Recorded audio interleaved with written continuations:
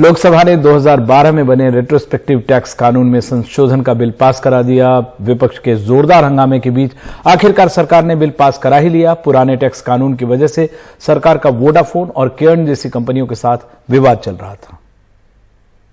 So I rise to move that the bill further to amend the Income Tax Act 1961 and the Finance Act 2012 be taken into consideration.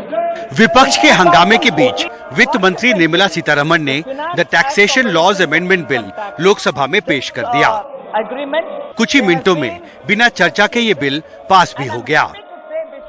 इस विधेयक में विवादास्पद retrospective tax का प्रावधान खत्म कर दिया गया है। इस कानून की वजह से सरकार का वोडाफोन और केयर्न एनर्जी जैसी कंपनियों के साथ विवाद हुआ था। विधेयक के तहत केंद्र सरकार भुगतान की गई राशि को बिना ब्याज के वापस करने के लिए तैयार है।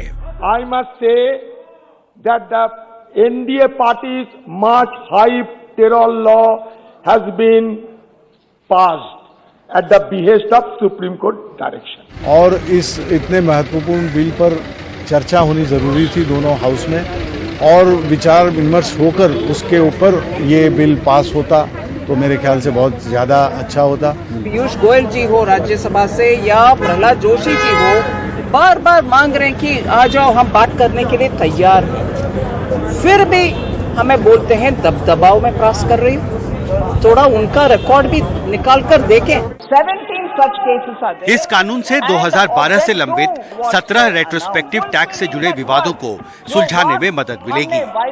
अभी जो हमारी नजर में है वो लगभग 17 ऐसे केसेस हैं, लेकिन जो अमाउंट हमने रिकवर किया है वो केवल 4 केसेस में ही किया है, जो कि लगभग 8,000 करोड़ है।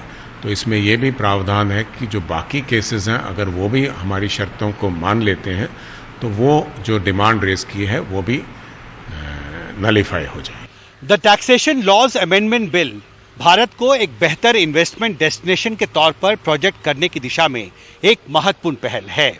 कोरोना महामारी के दौर में लाए गए इस कानून के जरिए सरकार विशेष तौर पर विदेशी निवेशकों को ये मैसेज देना चाहती है कि भारत एक स्टेबल टैक्स रेजिम है और सरकार टैक्स विवाद से जुड़े मसलों को जल्दी सुलझाना चाहती है। संसद भवन से शशिकांत झा के साथ हिमांशु शेखर, एनडीटीवी इंडिया।